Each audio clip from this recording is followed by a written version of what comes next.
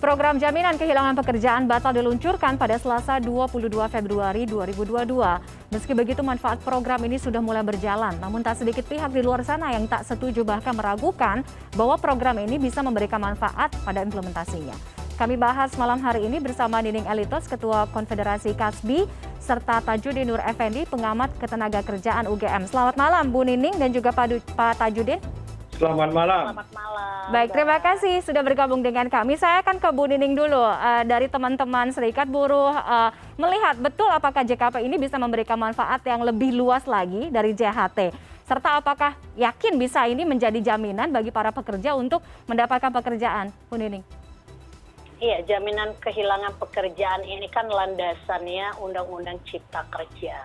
Kita tahu Mahkamah Konstitusi sudah memutuskan sejak 25 November gitu ya, membaca putusannya di mana undang-undang tersebut adalah undang-undang yang inkonstitusional bersyarat, di mana pemerintah tidak boleh membuat kebijakan strategis turunan dari undang-undang tersebut.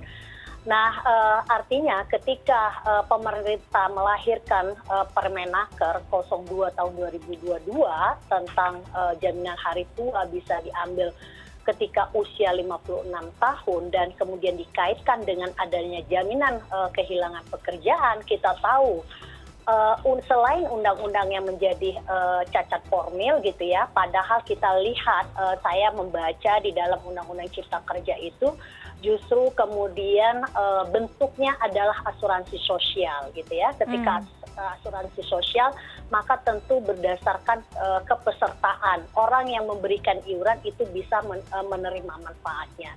Jadi pemerintah tidak boleh membuatkan satu bentuk produk hukum yang kemudian bertentangan dengan hukum yang lebih tingginya. Ini hal yang keliru gitu ya, gitu, di mana sebenarnya yang diminta oleh Mahkamah Konstitusi adalah bagaimana undang-undang yang inkonstitusional yang cacat formil ini diperbaiki. Karena kenapa? Ketika pemerintah melahirkan satu produk hukum, seharusnya ada manfaat bagi masyarakat mayoritas gitu ya. Terus kemudian daya guna dari undang-undang tersebut. Nah, sedangkan Undang-Undang Cipta Kerja ini adalah sejak dari awal menuai kritik keras dari berbagai macam elemen masyarakat, termasuk kami sebagai organisasi Serikat Buruh pada saat itu melihat bahwa Undang-Undang Cipta Kerja ini selain tidak partisipatif ya memang banyak membawa hal yang mudarat bagi rakyat gitu ya gitu. Di mana tentang persoalan hilangnya kepastian kerja bagi rakyat karena ada sistem fleksibilitas market, pekerja yang mudah di PHK, buruh yang dibayar murah, pemangkasan terhadap hak pesangon gitu ya gitu. Nah, ini yang kemudian menjadi persoalan di masa pandemi. Ketika krisis di masa pandemi gitu, banyak kaum buruh, jutaan kaum buruh, Kemenaker mengeluarkan sekitar 3,6 juta buruh ter-PHK. Yang kemudian pemerintah melahirkan Permen 02 ini dampak dari besarnya tenaga kerja ter-PHK, sehingga untuk mengantisipasi agar uang kaum buruh di BPJS dikelola oleh BPJS ini terhambat untuk diambil. Artinya pemerintah sebenarnya melahirkan berbagai macam kebijakan hari ini memang tidak memiliki perspektif persoalan peningkatan kesejahteraan, perlindungan terhadap rakyat mayoritas termasuk kaum buruh, sehingga kami tegas gitu ya bahwa solusi dari persoalan yang dihadapi oleh kaum buruh, masyarakat mayoritas, seharusnya pemerintah menjamin bagaimana seharusnya kepastian kerja, bagaimana pendapatan yang layak. Kalau pemerintah bilang Permenaker 02 ini untuk masa tua, kita tahu kehidupan kaum buruh hari ini, gajinya saja untuk kehidupan sehari-hari, memenuhi keluarganya saja sangat kesulitan gitu ya, apalagi ketika buruhnya sistem kerja kontrak, outsourcing, alidaya ketika mereka ter-PHK, mereka butuh dana untuk bagaimana kebutuhan hidupnya, bagaimana untuk biaya pendidikannya, hari ini dihambat oleh pemerintah. Jadi kalau pemerintah bilang bahwa solusinya karena sudah ada JKP, undang-undangnya saja sudah cacat formil, bagaimana mungkin pemerintah yang kemudian tidak konsisten dengan hukumnya sendiri gitu. Negara itu kan seharusnya melaksanakan panglima kita ini kan hukum gitu ya. Seharusnya pemerintah lebih patuh kepada mengajarkan kepatuhan terhadap hukum gitu loh. Baik. Saya akan ke Pak Tajudin.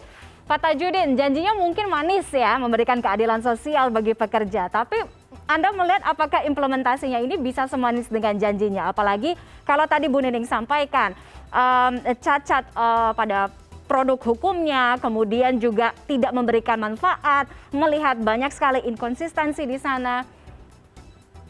Oke, saya nggak membahas tentang landasan hukum, tapi saya mencoba memahami JHT dan JKP. Itu dua hal yang berbeda. Jadi kalau itu disatukan memang menjadi membingungkan apa yang terjadi sekarang ini. Iya. JKP, jaminan kehilangan pekerjaan, itu adalah merupakan semacam tabungan pekerja yang bisa digunakan ketika mereka kehilangan pekerjaan. Jaminan hari tua, seperti Bu Nining mengatakan tadi, itu asuransi sosial.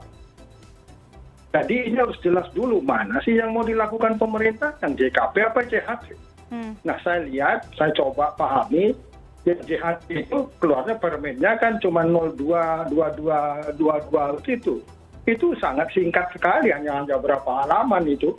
Tidak ada petunjuk di sana, tidak ada, itu cuma membuat bingung. Kemudian tapi pembahasan tumpang tindih antara JKP dan JHT. Dan prinsipnya aja sudah berbeda. Kalau jaminan kehilangan pekerjaan itu sifatnya adalah semacam tabungan pekerja, kalau JHT ini asuransi sosial. Yeah. Jadi berbeda cara penanganan.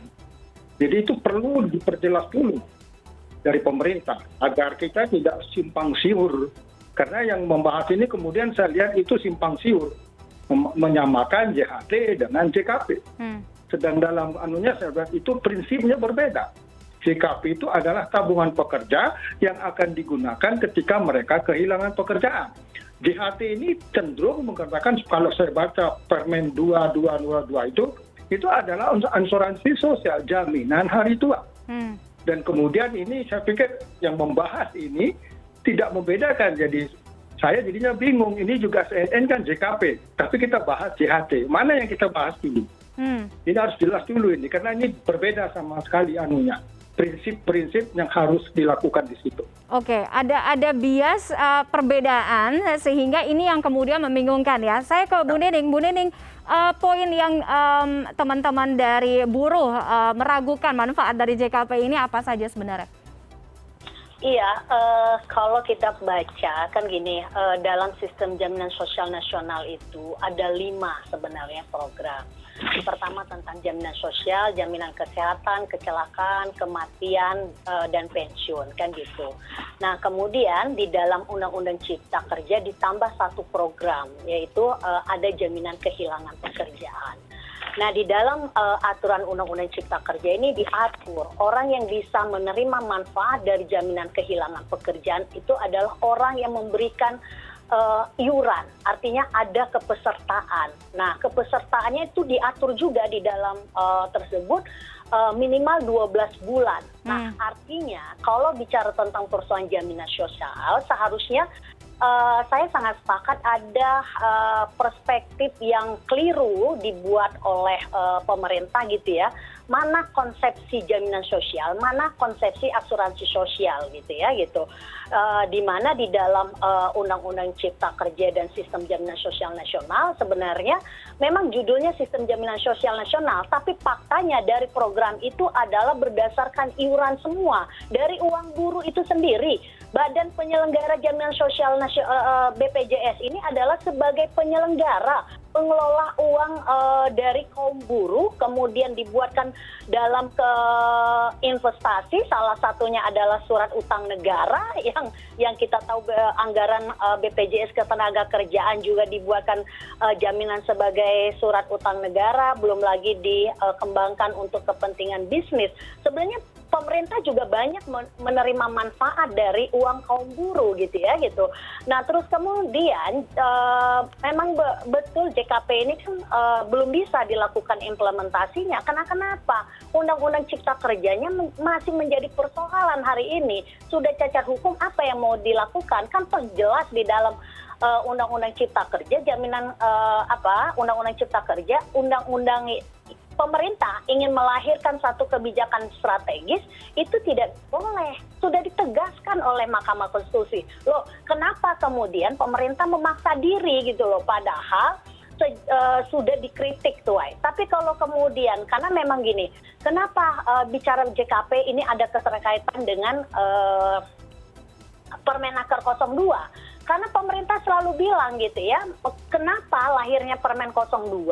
Karena landasannya pemerintah sudah menyiapkan JKP gitu ya. Nah ini yang kemudian logika keliru gitu loh. Jangan kemudian memberikan pandangan yang kemudian keliru terhadap masyarakat gitu ya. Padahal di SJSN, di BPJS tegas loh kalau bicara tentang persoalan kepesertaan dalam yang menerima manfaat, terus kemudian Permenaker sebelumnya juga 19 tahun 2015 sudah mengatur diberikan uang tunai dan kemudian hanya masa tunggu 1 bulan gitu. Nah terus kemudian dirubah dengan dalih, pemerintah bilang bicara dalihnya adalah Undang-Undang SJSN, tapi dalam Permenakernya pun tidak satu pun menyebut landasannya SJSN. Ada hal yang kontroversial di sana bertolak belakang, sehingga seringkali pemerintah melahirkan satu kebijakan, peraturan, bahkan termasuk regulasi.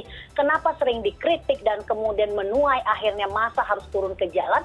Karena memang pemerintah tidak melihat kondisi objektif persoalan yang dihadapi oleh masyarakat mayoritas dan kemudian apa seharusnya dilakukan untuk kepentingan rakyat mayoritas. Baik, ada kebijakan yang bertolak belakang gitu ya tadi Bu Nining sampaikan. Saya kembali ke Pak Tajudin. Pak Tajudin, pembagian manfaat di JKP ini kan ada 45% di 3 bulan pertama, kemudian 25% berikutnya ada bursa kerja, penyediaan lapangan kerja, kemudian ada skill training, program pelatihan bagi para pesertanya yang juga harus disiapkan.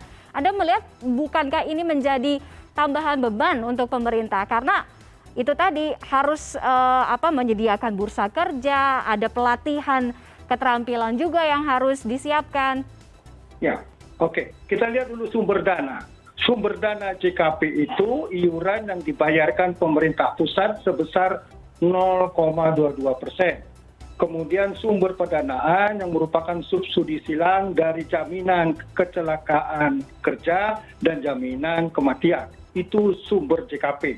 Nah, kemudian ceritanya di situ uang dapat dimanfaatkan 6 bulan diberikan setiap bulan itu 45% dari upah pekerja dan 25% dari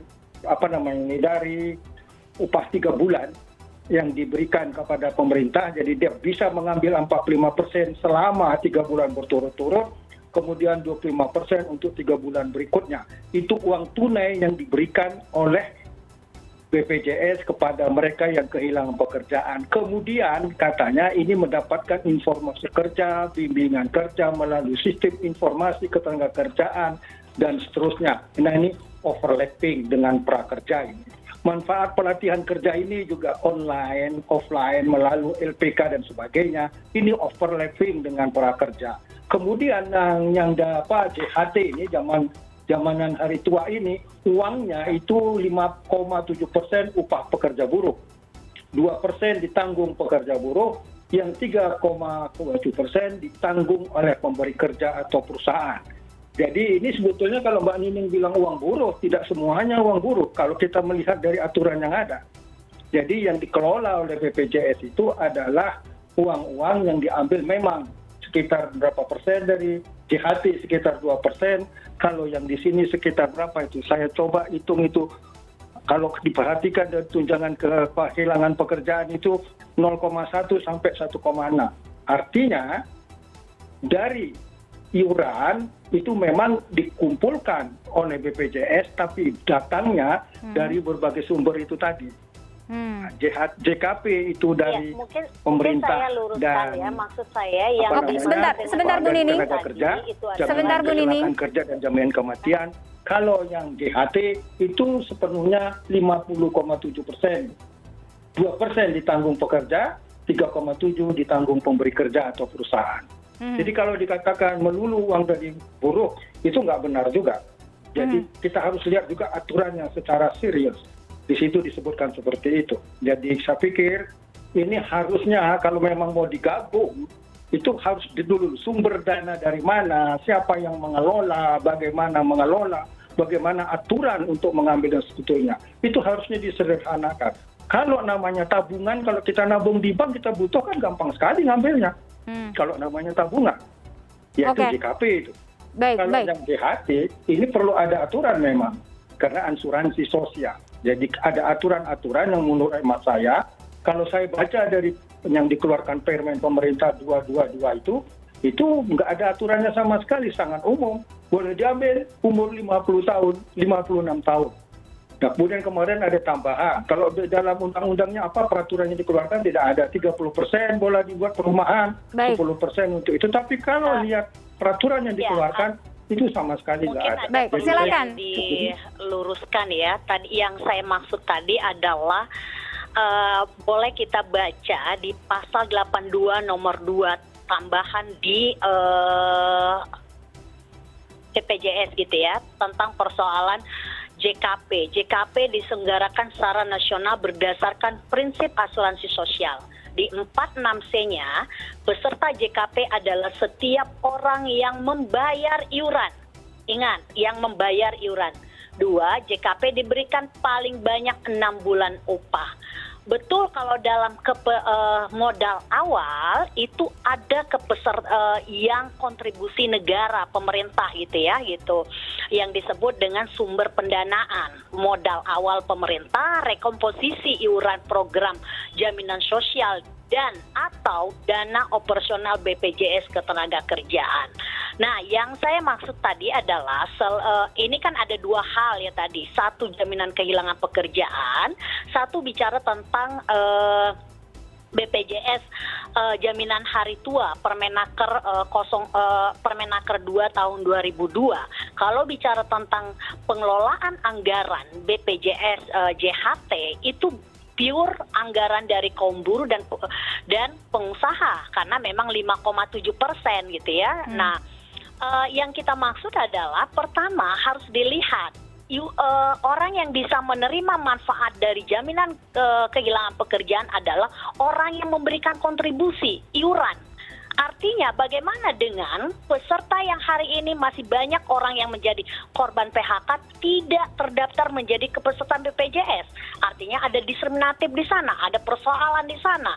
Kalau bicara tentang persoalan syarat minimal gitu ya, kita tahu bagaimana hubungan kerja yang hari ini semakin relasinya timpang. Karena kebijakan pemerintah, regulasi yang dibuatkan oleh pemerintah yang lagi-lagi rakyat tidak lagi punya kepastian kerja. Makanya kalau kita bicara JKP ini seharusnya tidak boleh pemerintah membuat aturan turunannya, karena Mahkamah Konstitusi sendiri sudah tegas bahwa Undang-Undang Cipta Kerja itu adalah undang-undang yang inkonstitusional. Artinya cacat formil, dia tidak boleh mengeluarkan kebijakan strategis kalau dalam sekian tahun dikasih 2 tahun untuk memperbaikinya tidak dilakukan oleh pemerintah. Kan itu. Baik.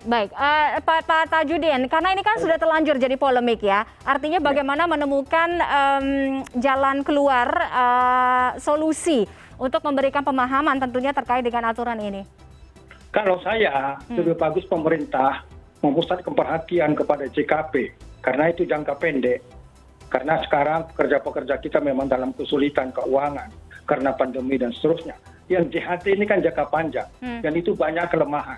Misalnya, kalau orang umur 20 tahun bekerja, kemudian dia pensiun umur 56 tahun, berarti ada jarak 36 tahun dia dapat menggunakan dana itu. Anda bayangkan, kalau inflasinya 2% setahun, berarti besok dia menerima uang itu tidak ada harganya lagi. Jadi menurut hemat saya lebih bagus pemerintah konsentrasi di jaminan kehilangan pekerjaan dengan mempertegas apa informasi pasar kerja ini dapatkan, manfaat pelatihan. Karena ini juga overlapping dengan prakerja saya lihat. Jadi juga saya pikir ini kita harus benar-benar jangan jadi bingung di masyarakat apa JHT, jadi bingung. Menurut hemat saya ini kita lebih bagus konsentrasi di JKP karena JKP ini adalah jangka pendek. Karena kalau yang JHT itu jangka panjang. Baik. Apalagi itu asuransi sosial, katanya menurut peraturannya 56 tahun baru bisa digunakan. Anda bayangkan itu. Baik. Kalau dia masuk kerja umur 20 tahun, 36 tahun kemudian dia bisa harus menggunakan itu.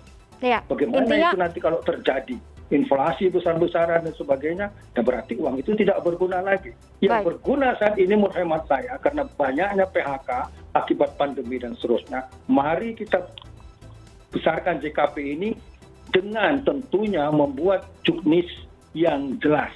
Oke. Bagaimana harus dilakukan dan bagaimana dilakukan. Jadi kita jangan kalau saya juga Mbak Nini, saya sangat khawatir memang karena di dalam keputusan MK itu ini boleh dipakai implementasi selama 2 tahun untuk perbaikan. Nah, selama 2 tahun itu bisa dilakukan perbaikan-perbaikan dengan implementasi. Itu keputusan MK. Bukan sama sekali tidak diperbolehkan. Jadi kalau kita baca secara teliti keputusan MK, bisa diperbaiki selama 2 tahun. Selama perbaikan 2 tahun itu, maka ini masih bisa dimanfaatkan.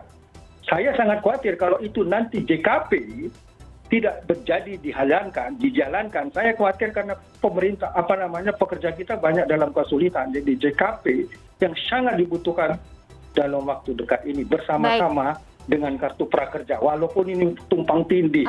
Intinya juga ada.